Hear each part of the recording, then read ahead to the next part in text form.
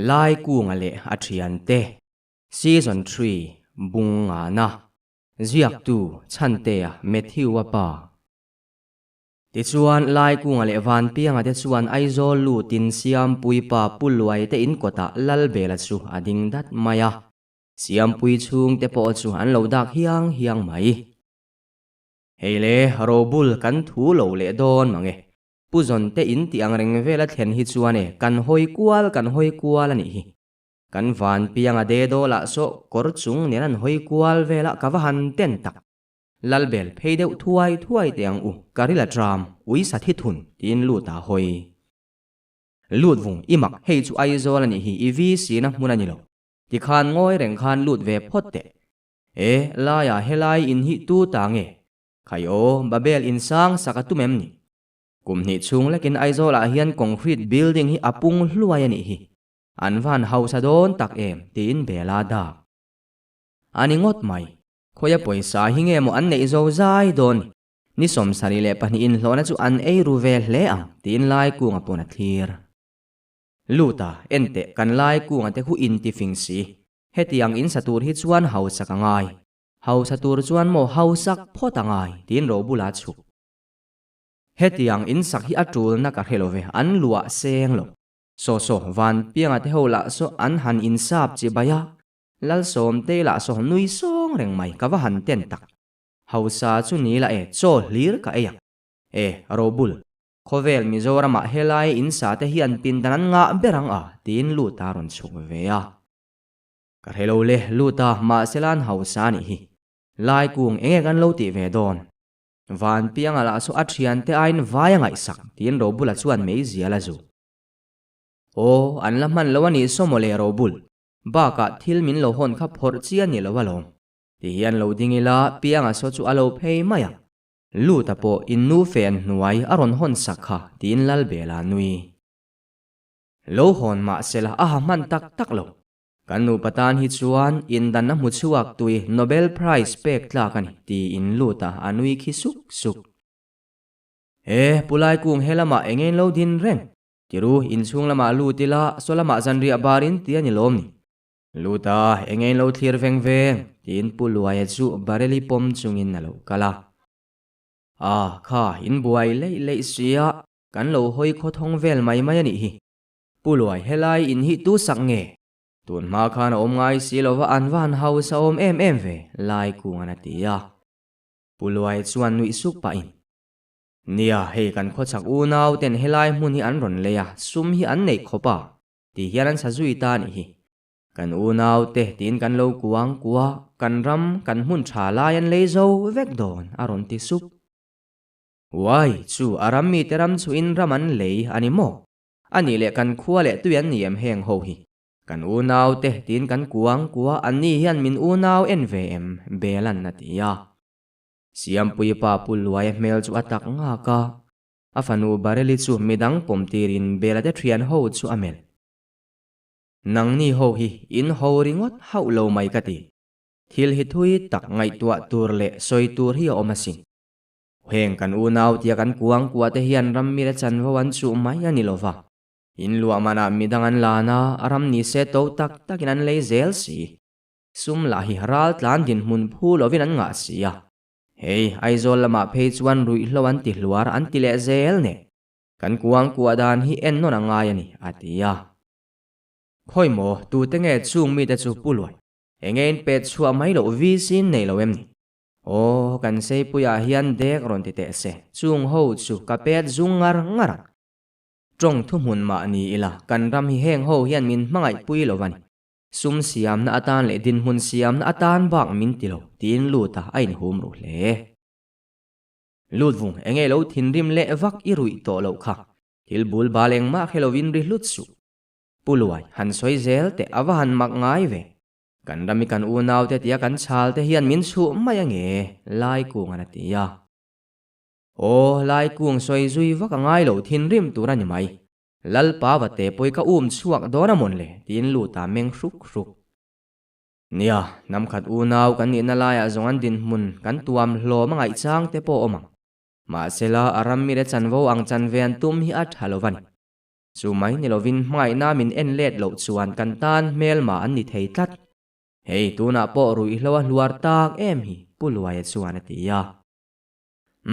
Chu in chuang ngam lo tina em ni puluai. Sei pui VC te min ruai te u. Kan khuwa son ke ni chuan kol bong po lak lu kan khapang aro bulan na tia. Dik chia thei ni se chuan ni po hi sei puya chuan khothlang lama tanga chua tir hi kan du. Sei puya chuan hetiang hi athleng don lo VC lu ta or daran.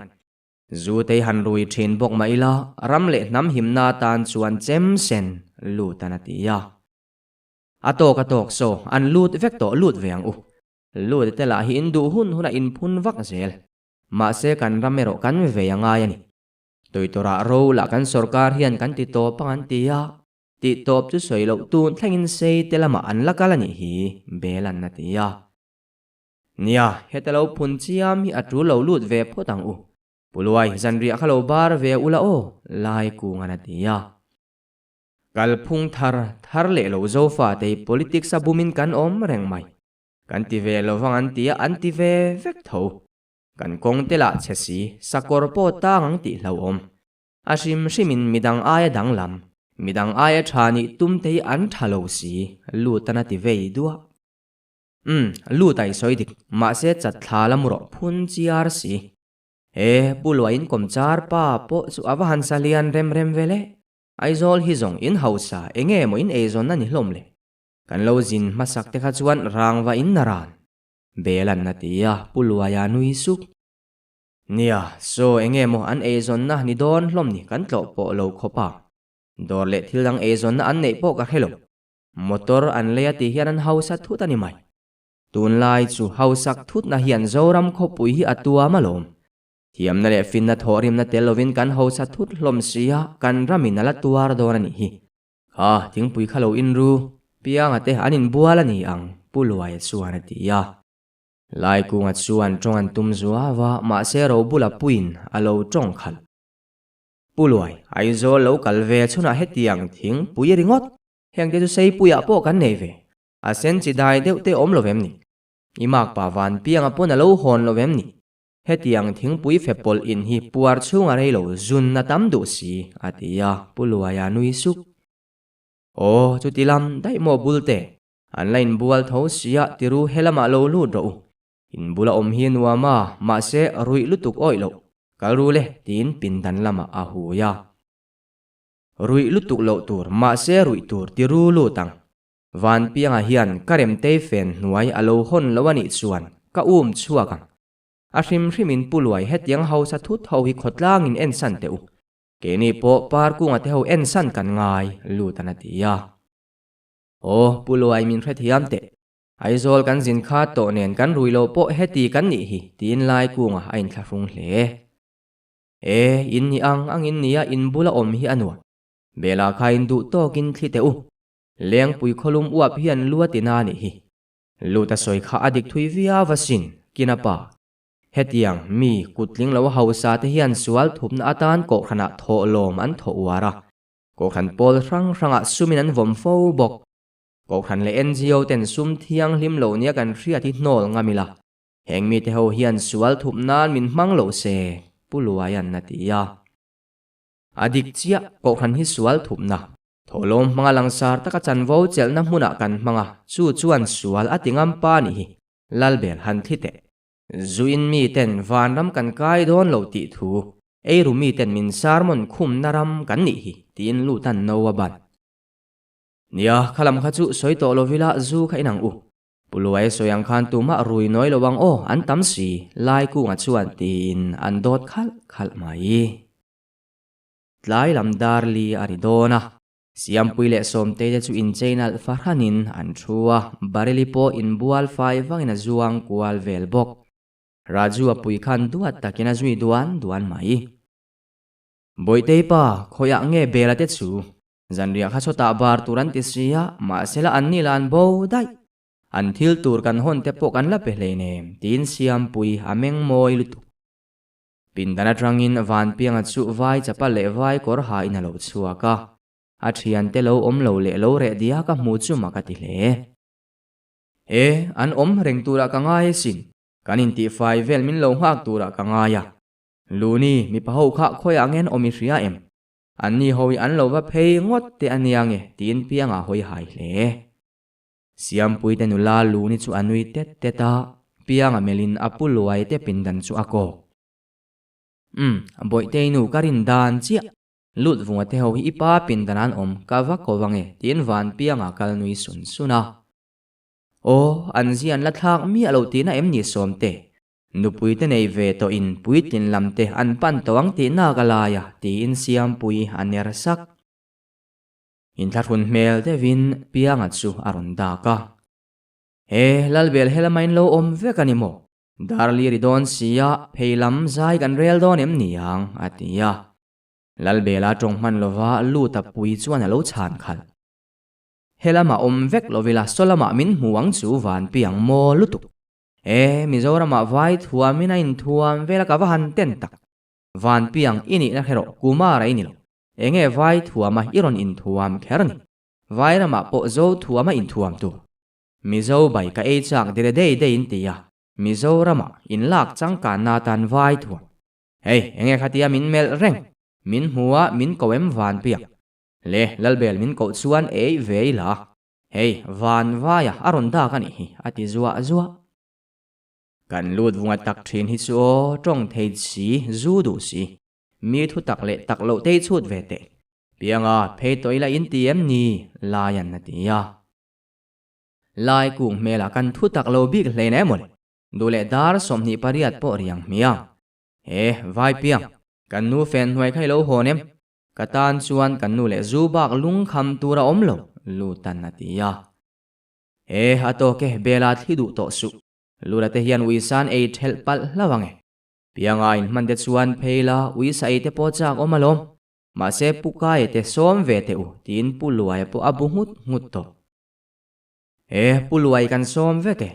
kan ram du samam dul thui chi hurate po kan some chala po chalviau to ania ti ru pheya pianga engchu momin lo hon ke hitlang wal om chhun kania katlang wal chungin vanlal pianga po voi ni lar man tin ro bula thonui suk kalo hon vek cheu min cha lo po kalo hon cheu tiru pheila zanria chuwa bar don teang u boi te te nu fa po an chawang tin an thowa ro bula chuan nui ner deuh sungin lu ta mela van piang zakte kong chia in lo kale minit som thum vel thona in lo thoga kan chaw de dei in ti mo zakteu kan khokonga in han chuanga chong lo ma ula kong chia in ang phei ngarang aron ti kal te u pheyang u darli ari kan ti deuh thuai angai puluai idule pukai khalo biala kan phe hun mai done tin bela chuan a thian te anam chua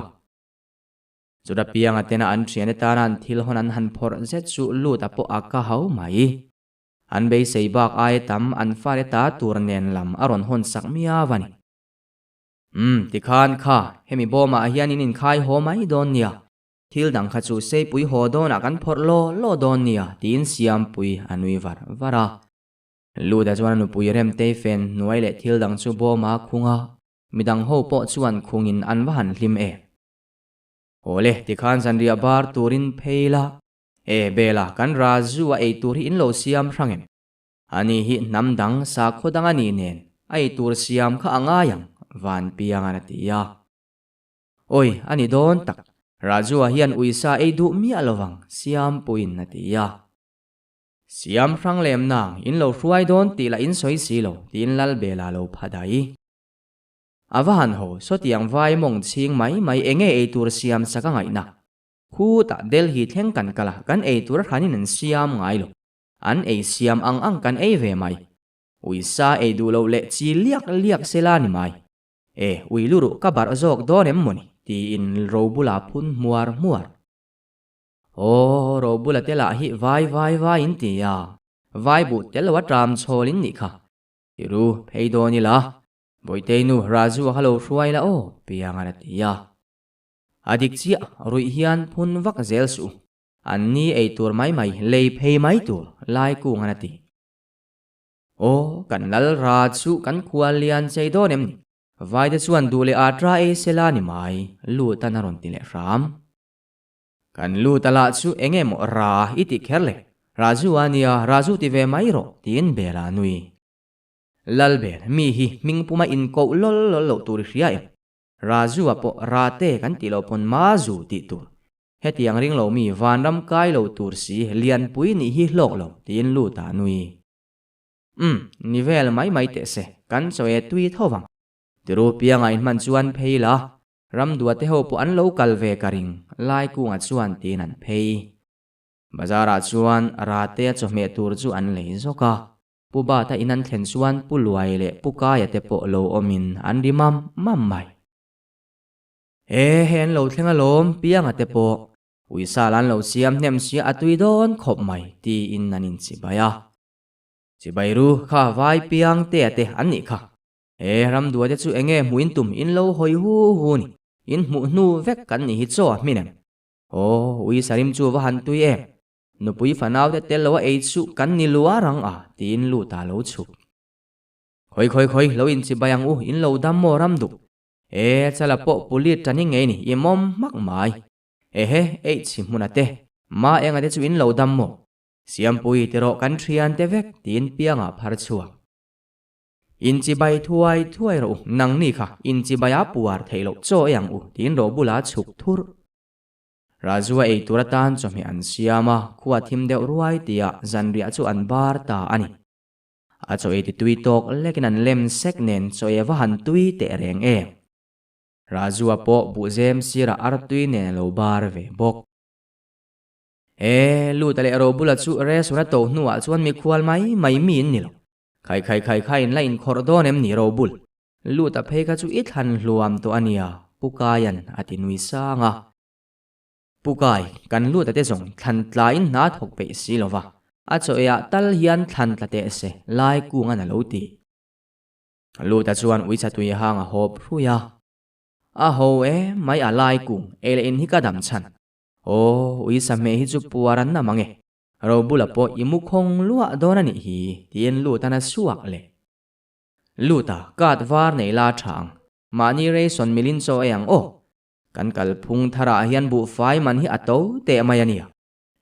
pumpui bak lian lo puar tor tin bela nui upiang ke ni kan puar chi anangin kan peidon em niang ruthi le kha po kala en lo baka ti fel turatam si boi te hi a hritlang nge siam puin atia ka henang in peidu te chuan pei ula par se khei som te hian lo ria tuma iphalem tin piang apo akhap ban chal para pui chu fian pui nen ron nui sukin phalo thei po ni lo chu mole baka zarin chu duty ka nei atia bula yangin par che thau nang ni ho chu in duty ko lua don ni mo van piang mela ho ve ngali tumem kan ek po la chuak lo in ho ve ngalin ro po kan la rel lo tin lu ta a thori tuar lu ta enge rel tur om baka kan lo theng chawania in leng te po kan nei venga sin piang anatia holo la ni mai ala malu tu nak tu kan om dan tur te po soyangai lai kung agenda tur te khan soi thuai te khoi mo kan in thiar lok teang tin lu ta chuak kil khata puluai le puka ya chu an lo nui suka bela nak tu te chu piang ate po inti fel po an ngai pisador ten tum lo chuan ka si hui fa ma zong tra lo vela thingkung lon thei deuh ten omem atia arem chang utang chu pukai siam pui kha ruthin nar sur kha sarkara dil tur khana tia keni lam chuan ti tur kan nei lo zu ina lu ta phun ngai thla ka ni mai tin bela ner suk arem chang utang chu haram dua te ho inan lo thei si lo puluai i man ve te chuan sanga te po manila tin pukaya nui ip kamak pa piang te hi buai puan ngai lo te chuan ka man chu ni mai ma se izong tra kung khu sang sia kan lo theile lo wange puluayan hatia ka pu lungai su kan kal ve donia robul local te enge khata khani ti ve an ho don ani kha nak tuk zong tra lo an tia ipm piang aratia loila ni mai lom zong tra e po kha te ani phot siam pui mutui u tin robula lo phei athadone kan zong tra hi abo main lo zo ze la tha Puluai nang po ilen lo tho chua puila tin pukaya nui tep chak chak. Hoyange lu ta po ala in thiarem ni. Ani pui avahan rei em ve tin lai kunga nuya. Alo chuak ve mayang. Hoyange siam pui de so kavasi off tange. Lu ta po kha chiang takin lo khil ula tin piang akal. Hui ham lal bel ke chu he kan van piang anina kan ring nun dang lam talutuk hi kat ne. Vairama om wangin van piang ason enge si off fati. Dule no off ve sela. Mizo tonga soi thei reng hi enge sap tonga soi kher ni. Aro bulan na tiya. O mizo om lo nan om alom bulte mizo tonga man reng thei lo. He kan ram re son bu fai to narama hian eng ma hi veisu. Petrol man to si. Kong la che si kan ring nun hi a ring lo tin bela nui. Luta engei TMM lo chuak to te. Zanria i khama in thiar char char ringot. Ro re la ngai lai kung anatiya. O lai kung alat chuak alo mo le. Vi hi sil ka keng lo ma se re li la. O se pui lo wa hian kan thu lo sia enge mo kan rel don. Chairman tur tunge puba tahi apiang thara chairman se kan ti don em ni. Ka nem siya ka pe chuak nem le boxi. Ti in luta aron phun lut zuwa zuwa. Thuro lut vung chu tiang committee ni lo chairman lampo ni lo. Kan naktuk program kan soidon i rei lut tu kanikha lal bela chuan atiya. Ka man lo chu tiang naktuk dorbung ruala ka ngai hle patlem. Bu fai thaman poi ko khan hian an ti towem. Bu fai zuar keu tiang. Re son to na khovela kat var ten an lei duang. Luta chuan atiya. Lal bel chu te khapa kha mol si. Lut vung bungro lama ni lo zong tra lo lama ni. Pukai han soi fiate hepa hi mol mai. Aro bulan natiya. Aro bul mela nang tlang val chi tha lo retailer buk ling lo. Vok chul la thiam lo. Sentu ta veng kha engei ni bik. Luta hi molila ka sum dong don em ni. Kalei ba mai main mol min hanti chu. Bul mangai tu nei lo mangai nga val riang engei mol na bik. Imiti dan te fawi ka du lo vaniaw. Luta mera luta lut vunga hu ka ni hi tin lutan posiala. Khang lang chuan lut vung enge ka ni bik le. Nang po engei ni bik. Chonga lama khatia min hanti le. Nang anga nupui ngam lo ni tura nupui nei ka pei lo ve. Kalei ba de dei hanti le te lut vung kasai ip man khamin pero. Asim simin ka bu ngei buk. Min tidani ka du mia alovania. Kangam ngam tin ro bulan kut a ela atho vele. Khai belan thin ri mem ni thelte u. Piang te nang po lo peite puluayan natiya. Rang zetin lai kunga tenan lo thela aro bulale luta ero anin mel rum dun le. Thuro u in mol si nin omlutuk aro bulale lut vunga kha. Thil om zia khelo hian lo phul lut su. Pukai han soi te le tu ma khalo beng cheng su lai kunga natiya. Pukai pui chu nui sukin thil om zia soya luta pui chu khap fukin angoi reng. Lut vung engei pei ve em. Ro bula chuan peya i pei chuan zong tra chu kan lo don mi piang anatia. Tra e zong tra mo puta ni lo pukai i zong tra chu kan lo ang mo. Ro bula ai chuan kalon sang kalila zong tra ti in luta tong ba nuai. Lut vung mela i lon ai sang kalon. Sei pui zong kan hi ma sela in tur om se ro bula na lo ti. Lal bela nui huk. Huk su. Naktua kan redo na lom tinan nui dar. Piang te ani chuan ke ni kan hodon em ni. Siam pui te po kha an sawang tin puluai te po chu an ho zui vele ta a. Atu kwa lo varin ro bula pui chu tho ma berin tap chak me nunin thing pui chuanga. Puba ta tho ve in khiang ko ip ten en kamit benglut zaina lo chua. Ro buli van tho jing ve exar ila don ngei thoi hai aron ti. Exar lak lampo ni lo ka tho jing ve hrim ani hi. Voin lampu kaya huana fe kan tum ne. Loin ma kuanan rong kan bolang chuka ti deu. Hei thing puya omasin pubat. Nang po daru rik main kamit nen khoi lama nge alo tiya. Khoi mo thing pui chu lo in potila. Jing tong ta in khom ka kaldon ani hi. Tiro local ve te arobul cho me siya mangai lo tin pubata nui sung. kalila ni mai lom darwa vuai la trong trai thu pui tlem ka thoang tin ro bulan mei zia la tran idu te chuan I tho don nia lokal ro I thian te po khu trong trai puyang che ti in anin zui chuak nak trong trai in khom an lo ban chuan lai ku nga te po lo tho to in cho an lo chuanga ro bula chui van chuak jing ve engei ti so mei soi lo che mani mo I fel hle mai belan an ti ve luama ka chang lo wang che lal bel mela lalli bel lo si zinga kan chua chuan kan chua ka ni mai mei ka chem lo ka tua khoya nge lu ta in ro bula nui suk ka chang bik lo wang che ro bul ro I nei bik lo lu da chu lamu ni kha e rong bolang u tin bela nui suk bela kha ui sa thring kha ala om nuala cho me siam wa ka ngai lo wang ma se tu kin chu thing hi min pui te u tin pu ba ta in chunga lu bula bulte in hnuaya tlan te lu ta kai thoro ani se pui vi si thing chakani kha oi ka kong le ka hnung jang hi in her angin ka om robul nang tuan tha lu ta zukai tho te tin bela ner lal bel mela ke po jing tong tain khom bang kan hi a hrim hrimin aizola thing ka ek ngai lo tin robula hoi mak ani chuan lu ta chu zukai tho vat ro so lai ku nga de du la so hrei pui zong na kun le tak duk so tin bela nui ro bula pui chu in hnuaya tum burin na chuka lu tala chu mut puan zialin banglam hoina lo la nar ku ka va han ten mai takan lut vung mong hluya chu mut du si ei thei si reson bu fai to hnuat so mata na hupur om lut vung mong hlui mut du sa he thoro zubur irlia ala in khu zui tui votin ka le nang takin lu ta khi siam pui te nu pain kan khuan nar suran local puya thote vc te talina kan lo chi bai lo chuan tin ro bula nui suk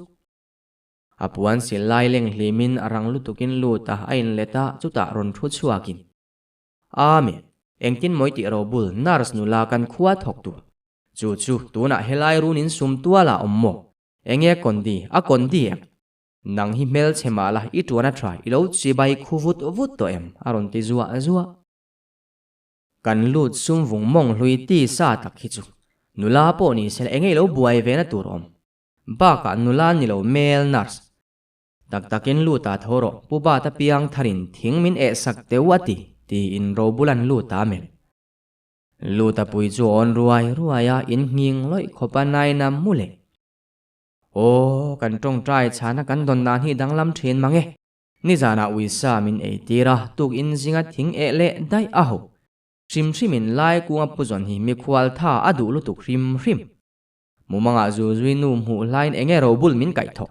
sei pui ka ngai na lo kalamudon tin luta ain khu le luta imak em lu tuk in tharung ve te tu na mut hunani to lo daru ka pel to thoro ro bulan na ti ya du le dar sang ru po pel sela zinga la ni hi ka dor po om hlei lo du chen ka muwa kan tha te ya mi khwal na thing ek nam kan om lo mi mu mang kal fu wang lai tho thu chi po ni lo tin lu ta in zial le ani mo lo mu ro I tho khop khonge bal trin thumin kan le te ang che tin ro bulain her ka tho lo wang po ka tiam ni bul habe nang pui I thlen in de tan than he me ngai si mak pan du lo che min phut si tin lu ta lo da ani chuan thoro lut vung mi khwal na te hian tang kai ve tur tin ro bula phun karon tho don ma se ni min tlaya uisa kan mea mumang alo dik deuh nen kan tho hluai thelovani hi tin lu ta nui huk ani tak chu tharau mi ai ti sa ber phi tho ngei du tho pa ngai tin ro bula tum vuau to in tho don ang mia bulte tuna tak hian zu te nu han ni la tin lu ta tho nui vur uba ta te tuala lai ku ngan thinga eka lal bela chuan lo rem felin lu ta le ro bula ti an lo chuak kha ro bul in zuk in kai tho themo awan lom om ve lu ta tuilum chial kha in la he ek zung ro pianga te an lo thleng trep to ang zong tra lo kan ngai kha bela chuan ati ya email chelutung mit pong hange tani chu lal be tuilum chial chu enga tan nge ka ti ang chu tiang ringot inila ka zoi vek dona sin aro bul lo ek phote kanin thiarange tin mezial ne nakal o lura tak hi chu lut vung phakar hleksu imol si tin ro bula tumbur o bulte ek te chulal dewasin tikhan lo ek la muang changin karon puyang che ti in thiarna lama lut thur choi hun dona pianga le parate motor ne nan lo langa jingkara pianga chuan kor chung ha in cholni phei khoka bun Hi, good morning everyone in mutu emrobul kha ka ria enge kha aming kha ha cheka mi kha tin pianga chuan robul a rei pui chu ako ka robul khalai vai pianga kor chung ha ke uya khalo chek ro kawa han ten takaril phir vai na ma kum thum vera nom dek deka rei pui ka khelawe de dei lo ti van piang zak ro ini na chu mi zo tho o chol ni po ni lo enge kor chung i lo ha khatiang khan eng tin nge zong tra i lo ang lu ta na lo ti ze o lu ta tun lai fashion ani hi ba ka zong tra ka lo ve don hlei nem o ni taka ria rei pui mo le par mi zo thil te muwa khat sia tin piang an cigarette apet kha par chi thau han ek ve te sexy sam sei si samson ani si lo man na wang pulit kan yei te tong thadu lo vel khang la nga mun kha thing khaek ro par chi thau tin lu ta than de ulwa min a thruwa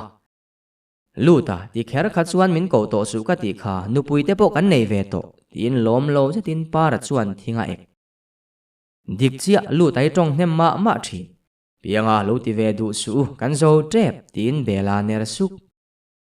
o enge min hau luai chia khol to hleinem at thawalong ashim shimin par sek nge tlangwal ni lowa chi thau ti chui huat ani chuan maite amar akbar anthony haniang che shim shimin tuilum nena jing pum man karila tram tin lu ta nui suk kan zawani mai lut vung min lo pui ve ro phun su ashim shimin ei theisi I tha nep lutuk lai ku ngana ti ya o athane beri min phut zia boka lo mole zovila ui sa thing eng u pianga khovela sa engei du ber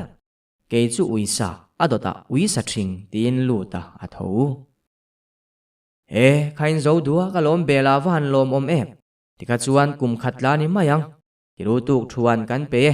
pukai zong tra in lo don si pu ba tan ti ya eila ni mai lom pu bat voin zong anuam khopang tin belan ku ta sil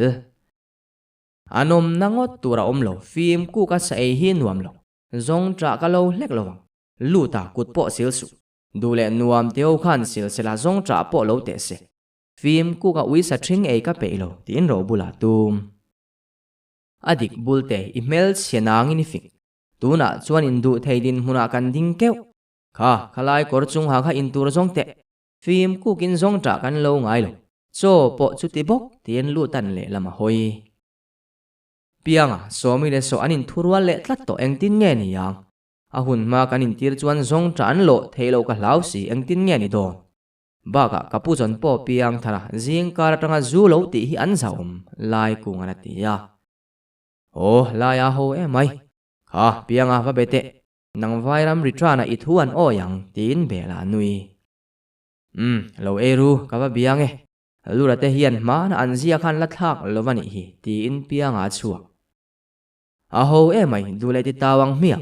atul chuan keipon ka lo thei makang u tin para na bar zui mol mathara chuan lu tale ro bula churil tram je tin secret an zuwa ui sa thingrim chuan an hnar ver ma sela an tum lo lut mi alawang ma se karil chu atraman har film ku ka ui sa ai chuan zong tra lo mi alawang tin ro bula ir kongkaron in hongin kor chung nen pianga lo chuaka lu tale ro bula ten le laman hoi mak lu ta cho la ro bul thil te chu choi kham lama o zong tra lo na du to ka ti tura om local ru atia kan kal hlek lowang lu ta po kan ni lo ti ro bul zinga engma kan lowa kan danga rowani hi vai piang hetianga film ku ka ui sa ai chuan zong tra lo lowani mai jingkara kan thanat la hluama dule midang in zong tra sulo mai ro se tin lu ta hoi mak adik chia so tiang ui sa thing film ku ka peilo baka zinga tangin kan ha kan du in thria nang in lavai tring tang van vai khaning ma lo soisu du le pulit lubok hovin lo ro se ro bulan na ti mak van pianga thowaka lo lut ula zong tra ero in lowang ti in anin zui lu lalbel te puardon lama lu tale ro bulaten mitan khap sak saka chuta tep lakin chowan ki ro bulan puar vekto eya pukai zong tra ti vela ho kit makang tin lu tana bar buan ti khan ui chal cho e mai teu muang lu tuk lo ula oro bul dar ria tari don tin lalbela thu kan puar ma chuan kan eyang dule dar zariat po riang mia lu ta sai suak fu theisi uisa po kala ei velo phuinam hlir tin ro bulan uisa hai si ha awahan tui mai uisa suwa la omlo isa po uisa ni sela tuyang cholo khorte piang korsung tin lu ta than luam lu ta reson bu fai to kan ti kha kwa ta milin ei teu kan da ma hian to theilo po omlo bu fai tham ringan nun la theilo kan pu te sarkar man soile sarkar nu an thil ti la ain mil lo si lai ku ngana ti ya puar khopa ei lo chu ri la tram du bu fai hi lak phei turan tin lu ta chuana bar le kei chu ka puare uisa in ti ve a phui namba ka suak lo lut vunga chu chaksi ek nga si hing vek ro se uisa hi tin ro bula thowa piang ana zui ro bul nang te chuan phui nam imamo I thi sena sang chipal wa ring nun mangi ni kha tin lu ta tho ve le ole loin siamula kan lo ti fel zungang pukai ten min ngak toang lai ku ngana ti ya nia baka sanga te po man kan ngai don kha kapuzon te po an thleng phei toang piang ana lo ti ve bok nanga puzon luai e ka te chu dule lo wa thleng sela enge poi kan tel lo van lo theilo chuan min lo ngak ro se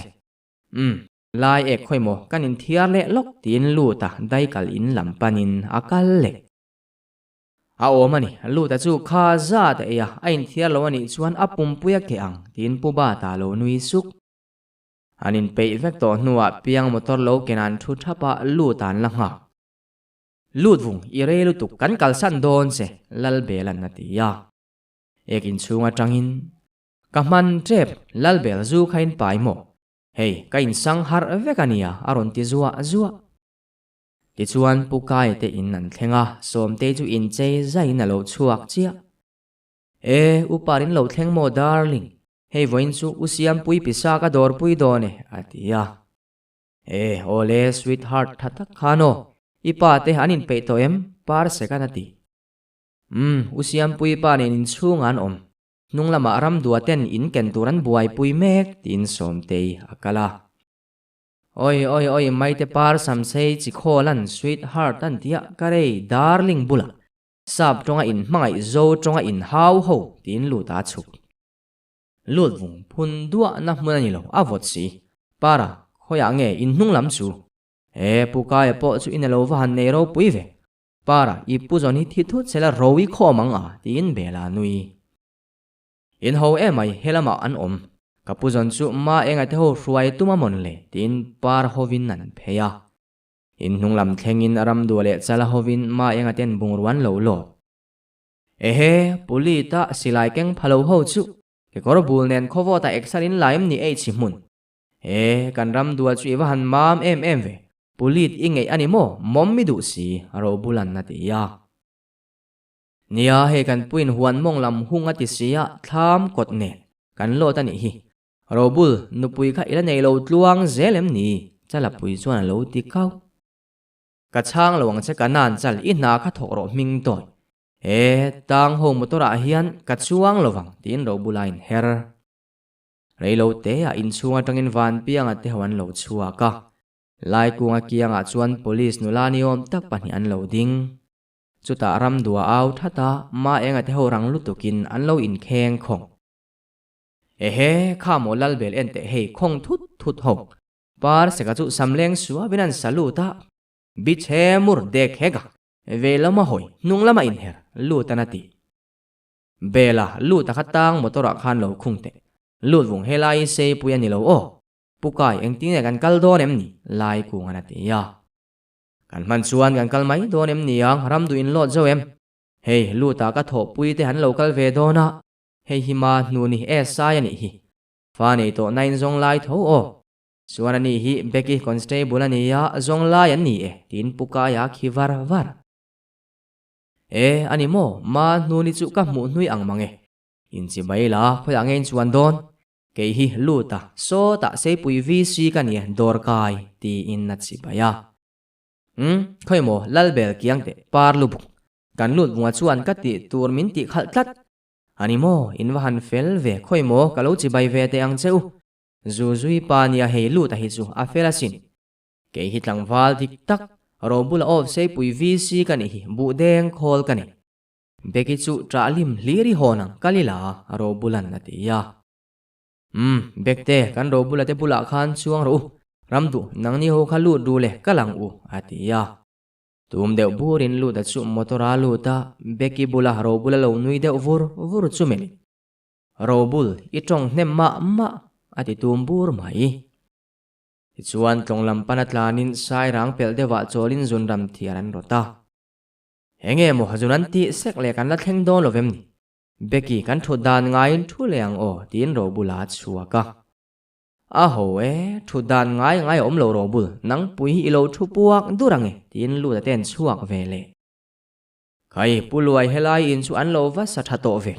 ai zo lam nai nge ngen ro puinan ho sa tin bela nui nia hian soina sa lom bela helama hian huan kan nei ve ya kan kal ve fowa hein hi an nu line muchunga asakani ome tin puluai anui put mo engtin mo puluai han soi chiang te hen ro pui takhi nu line na sak mo lai ku ngana ti ya englovania tun lai nu la te chuan an thiam thil hi an manga nuam tuar lo in he in hi salo hlok si nuam siang kha i englovani pere vairama thiani te len ang kha kan tun lai mizo nula te hian thori man pe si lova thil moi le chang kang an du ve si zakmi alovin tun lai thil biak hlatna mang te hian an taksa hi an zuara lo muchunga in sa the hi an om nuk to asin tin pulluai na soifia chulam dai alo ni mo robulin zuar ve kuk te ma sela in thal theilovang I luisi chol ni kornena in khom ngot hi atok talo hetiang thil hian zorama lua ta hi apoyan pukai polit lamte po hian na takin do dal ula thutak zetin lu tanatia ahoe heng thil ti sual tu te chuan an nula ta nan ti suala chak le chak anin tong ani mai lu ta ruk man sual thup nara tho lom tho ko khana ni na chanvo chela za tum ruk sim si lo te hi ni heng ru ho hi chuan an ma ni poiba ka mi pui van tlang poyan khoyasin ma se nuam tuara hlo nei po chu tin bela nui suk kal te ang midang velovin ma ni theu hi in ve ang ti in an lut le sang ma ni sual puan ai chuan mi sual na puan hi nuam mi awalo mole tiro beki I che pang min ron nek deu ro tin ro bula tol rem chuta lu tamel zavin kanin anglo mange ati zui robul email chatong thei tong hemani chu lo hoi su tlan thuai teu ka tam chol don tin lu ta hoi mak pukai faman thenga robula hoi hu mai pukai kan fe doni tia khoya nge tham chu thaya ombok silo atia robul so ka thamalo helai mual hi chu tui chena te inti hlim na lamania athang muala khuan thlai kan chinga apiala ma son sanghadi lombok thiru lutila muna nangni khana thanga zuk an lot rule tin pukai te an kal pukai tham chu sei puri hol aina lian kan pukai poi sarkar suma lomman inei ven nual dorani hi kan puli tho la hiram le nam tara pu te in satok velan nia kan ring nun hi ain thau te lu tanati ya lu ta hei de chu le khathiam manalo pol thumpo pa silo tan chuan en top mai ro belan lo tinan lut ma nun thei tui khan buat sai ula chumi hnuah zong tra chu kan lo don nia khulai sanghadi le thlai china inkara khuana om chuan solai inte so chauka nia erong bolam kha man mo lovila tin pukai chuan ram chuaena hi puluai enge thei tui mo enga tan nge zong ta lo dona thei tui kan in ngai lo hetiang ka in chuan kan tha khurang ti ro luta pukaya poi thei tui lo deuh te po ken tura lom tin ro bula chuan beki amel ka henang ro bul kein ba ka thei tui lo deuh te in ngam don em ni thingkung sang takain lon don kha puluayan na tia dik chia nangni pani kha zuri ngot ti su in chet sual chuan ma sin mang nuam na pianga ti a hove a kan upato ma sia ho tuna hian phur taka zong tra kung lon the na hi a hluber ke chu pukai ka tha khur ter mai kan lon theilowang tiro ro bul tin lu ta thu hnuk o in du chu soi thamai ulamole ma se zong tra kung lon turin nia in chet sual ka hlau mange tin pukai an zuwa phor pukai pesu an jing zu kham lo ra ka ni kha lut vung lo phot ula zu chu in tur ani lo chuan in che sualang lai kung ana tia oi nia in che sualang e uro bul zu te chu in ri lo ula bekin na lo ti zu kan in lovin zuan inang nula ke lut vung hi khun lai zo la lo chuan ka che sual ngai lo lalbel han thli ang rengte khu pulit lumum pu te in sahoan lo chove tin lu tan nowa ban in ro se an chet sual pon an tuar mong ut ruamin tla tha ula ka wahan ti e tin belan zuwa thlit nia luta rui lutuk suo kan naw te huka zuk mullo kange tin pukai le puluaya an chuaka in thuai ru dar so maridon zong ta lo zowa sangaman kan ngai kha lai ku nganati kin te pa sanga kha chu kalo man don nia mai te len den hrat kan ni velom par se kanati ya ro bul kan par chi thawa hian enge soi mai te len den hrat ti ang rengem ni hei par sek sam sei lo hoite ke hi galili di la petera te nena sangaman kan ni hi kaperna uma sangaman thei ber thoma tha te kan ni hi tin lu tan lem le atok lu ta kalang zong ta lo photila eng ki ma dikani mai tin pianga nui sung pon lama tangin puka ya ron chonga nia in man chuan chugang ram duwa te an mana zuk lo to te ang ani hian atlan lo chardonia lu ta in manem zu kha chu atina hunala tam aron tia robul sitop chu kan mingan kove tuna sei pui zong tra lo thiam te kan che ta hun tin lu ta tho nui suk selani mai lom beki local vero tin robula khap fak ka in chak chewa lom ti tur dang om lo ti ro ma nun ma se uro bul phim kur ula ti in an chuak zong tra kung omna thlengina sangin ara thasia an ri hlut ri hluai su kan lo chuan in lo theilo kha khlai kan tirka tur chala te khan koi sapir siam ula robul nangin veilam zar khilawang che tin lu ta khap fak dinglam zara po vuan lovin ka kalang in van muang ve vai than te in siam ka hol thazung zung don ya lo charang je tin robulan kuta chila cha oi urobul film khuro itlang asang si khoi ip te pui kha kalo kengang tin beke chuan robula mel angai lo itan chuna trul le katlamaya ma enga mithim pulit lu bok pu de tham sa khan min lo pero koi sapir tin robula chu ne zetina pakai kan robula chu itlang ra chana wang si ma eng lo in ring ru akak puya thlen huna koi sapir pe ula tin piang nuya aho van piang atlalowang robula khian kwa tur danga neilo robul ilo in kwa khong deu ure nang pui ikher nge mel si tin lu ta nuya lut vung mela min thik awahan sang vele khoi koi sapir tin robula thuvu hakhayo robula chu zong ang mai lo mole khi alove awahan thiam tin pulwaya nuya nie kiloin ring ru muna alo tla piang khacharu ka zong tra kum tina bo po abo man don love chala lo charu awahan lom tin pukaya po nui mai robul bula bul mel cha sei lo chuk te ka lo lon venge thi sen la pal lo ti taka iwahan thei pap ve tin lu ta lon ve le chutan han lo tak chu pui takani pui tak ram duat te ho chuana borin an keu nur mai lo chukru lu ta he tok lu tuk atui don si in tla hlawange khang ho kharam du thlam lama tin pukaya nui suka lu ta le robula te lo chukinan hoiwa robula chuan beki melin aha thlak ve det atia Oi, nia in lon sang si in hang. Tiro chovila ha damang che tin beki chuan ro bula kaya ma nuanina zui ve dai. Ka vom thutop done ro bul lu buka ki. Poilo pa ka ni to tak. Enge lal bel min melvak. Ro bula ang kanilo rem te du lai ka ni chovang tin lu ta chova pianga nui. Kan lu ta hian zia la thak lo ve. Tiru sanga manila cho fak donang u tinan chodam dam. Tham thengin zong tra li rin na lo khata. Atui lo thelo inaw te hian lo zia te se. Rong bol sela cho fak ang u pulwai chuan atia. Niang miang muna lo zia te u. Aro bula te zong an chawang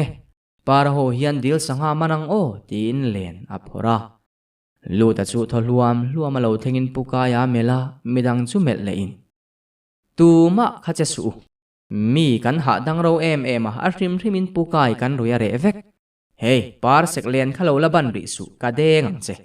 Ke lu ta sei pui petera hian ka dengang. Ma se chol halidom tlang teang u atia. Lu ta ipunami ma selai pundik. Nia pukai khutiang tuitling luaw may ho. Baka hela ma si in lokang u tin bela tep. Niang miang puluay aril tram ka hlawaniya. Baka in thun puarna umalom tiro puluay. Wain zong man mo lawang u ti in pukai at suana pora. Tunge man mo enge ti turom. Helaya hiyan kan ti tur ti vekang. Lura ti tur la say puya so ting bu tin ro bulan na thi. Lubur ke suay kopa kon ni du bula. Zong tra kung bak lak herlo khan min debem ni. Lian hiyan ka deng zong don se emon. Pukai itui che na turik huwa son kaliluang. Swimming pool tin lu tanalem. Koi in tuay la tui chen te po kan ladu. Pukai kan nula te karan inve don lovem ni he tamania. Bela so ramdua te po so pete. Zong transiat ha si inve te se. Rui hichuan rui vektur tin lai ku nga tep luk. Pukai le puluay te in melin nan nuya. Bekitela engma soilowin bual ina anin lu choka anti ti ring tual. Van pianga po tuk ver melin akhaban chala. Apuzon omlo selang zong aboro le ang. Atok robula irfiak to len dengang u. Par sekala samsay si sek ringot ngoy duk may. Koi len khalo keng ulah ulong nen lam rut vekang. Pukai sangare su an thau don kalang u tin bela zoom ne tho. Zukal tak te u ma sela chak ber khachu deng lo ula o. Beki in kalve donem. In thak na in ken tho chuan kalve ula kenin tham kan lo nga kange tin pukai an lo changa. Local ru sanga ain kaman chak zok cheu.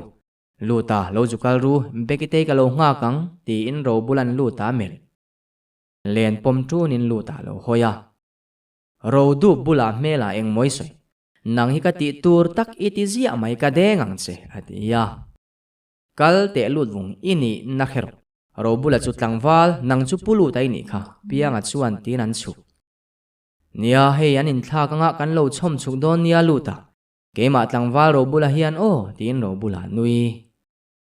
Relo te a bekile ma nuni chu malang ke korbule korba nenan lo chua ka an phur vei viaw nenan zak vak lo.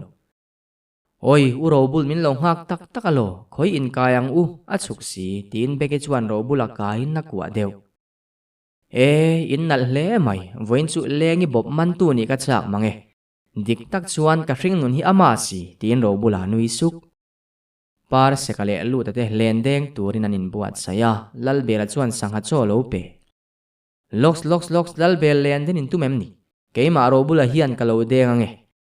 Lu tanang ma te kha in ok nge o. Kei chu kei ma in kaha ma selanu. Tlang vale par hring nun tin ro bula te an lo in kwa fet deu. Lu taron hoi zokin chu ta hoi le in len chu adenga chumi pa chuan ro bula mel le in. Email che hring nun ani chu. Ka ro bul dingil lutok su ini nalang ati muk. Chu ta para chuan chaklama tang lo deng na vahan khu fu Sanga anin per no mai. Ka film khuru lu tai man ve ilian khamuang changin pot chuak te. Para lo cha su khai manania o. Tui kha thuk lo bal trin nen lu tang u ti in lu lai ku nga lu. Man ve lo enge ilu nang mani kha ka dengang cheu. lu ta ti reng ngai lo van piang ti ro hetiang len chelutuk hian engma kaman lova oi ro bula soka van ten tak an man thel fuwa tin lu ta tumbur lu ta i rui dam lova ni khalo thu mai te para sona deng sual lo mai te zohana ni so robul kha bal trin dang hilo keng le teu tui kha thuk lai om palange film khuru tin pianga po aron lu ta in mel chezuru yani chu in len te khat te se hoi ham zuru lai phun bi ke zia robul sanga man ro bekimal kha tin lu ta nui put chuti lai chuan silama tangin ma nuni lu tur chu apil bura baltrin en lo dak chuakin min puiru aron ti rang lu tukin para zuang lu ta lai kunga po leu phein bel chuan mau tlon lo la van piang lain baltrin lo charin an ngoi thap chuta para chuan ma nuni churon choi chuakin lai kunga chuan mau lo pe ya kha ma nun hei himan ro bela lo pot chuak lo piang anen kan lo veng don chen ya lau su le bela pot ro le para na chel tin vau kam laman pana lu ta chu andar pen ri lupin lo tlana bela po chua trep tol chu azak dowa manin anuk chuak dil ka ma mut nulama nun lau su i tho them khoi i om kalo ne mang tui ha kan hi awan dup angreng ve ana em kha lal bel aban khalo phartir te nula i harem khoi a muya kan ha mange tui ha kan yang tin lu ta in siam rema ma nu ni harun tala oi ka tha ka hak lo ulu ta chu min nem fet em ringot ka har aron ti i tong dana chiang lo i tong vai ang ma nun lau su he ke ma lu tak om ba kai tho ka bua yang tin lu ta chuan achuk pa a ha atok thoro lut vung ato ka har nang hirem tei ka khilang he i chuak mayang tin lai ku nga nui lu ta mui tuai poking la har lo ma la poi lo ne tuitla chuan pang tiluminga ber hui ham atia lalbel ama zo khatlo thate lut vung mi mang an lai lain lo ti sa su pianga na ti ka tho ngo thelo swal puana ngai do na sin a hrim hrimin chan chua nuwa te enge in mang an kha a har kha lo buai pui lo vila har nang tin lu ta ip nia ka hare ma se lu ta hian min puai pui dan kha ti sa a de lo tur lai ngara dek tin ma nu ni zak man dai ro ma nun he pai lok apa ria tir te lu ta hi zong aom lo na mun tin wam tu tin bela nui ma nun min man te dek ka chuak to lowang atu min nei khal hlawin nge morem thangi ka lo nei tin lu ta nuya atok lut vung izak lo ngoi ro kha sanga po khan man ta me chawang u ti in para chuan le na ba ta lalpar enge chho iti sanga la tam hi choru bekinen kan lo la dengang khoi mo bal tien kha tin ro bula chu tui khuwa ala dinga ro bul kan man nem to chawang u tlem chu lem sekila he tin lal bela thu kaman du kalaman lo choro u khita zu lo han in lo lal be ho bekte solam sova dengang ahuna chuan kan lo chove mayang tin ro bulate an kal ranga lai kunga te anin mela thilan hret hiam nen para phei chu anui put mai loks khoi mo para len chu ke point kala deng ve du ni chin khaneng ma kaman lo ro bulate sir lama son ka deng don tin lu tan ke korat thlep engmo lalut vung min dengang mo awan tu lo tak idu le khu ta tlonga deng ro tin ro bula lo hoi dikchia lu ta lo choro iden ve khera ngai lo in silang u baka thilom zia himante sangha man thelo si tin piangana pot robul mela i mak ka khevek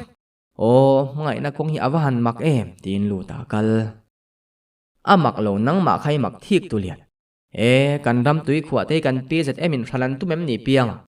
ma ni ta thal hin nei le harasin kol phetha kanin to del silo kan kal phung thar la hi kan siam po ni lo mi siam sa po khal tum zel tin bela te an chowa khal vek ro se ro bula poi khal se ka du chile tel man to tura buai si kar man to nei box si hian eng ma kan phulo ding teu ka chaw piang kan ro bula chuan del fu takang mo ani sangadil ka malo in per atange ti in luta athunuk lai kunga nui sungin lut vung la thu su ki pukai sap tui chen na khian in silila chumi zoa chuan kan bi them don nia atia oi nang ni ho hian chen sin pe a bi thak len tum si mo enge om zia ma nu ni nati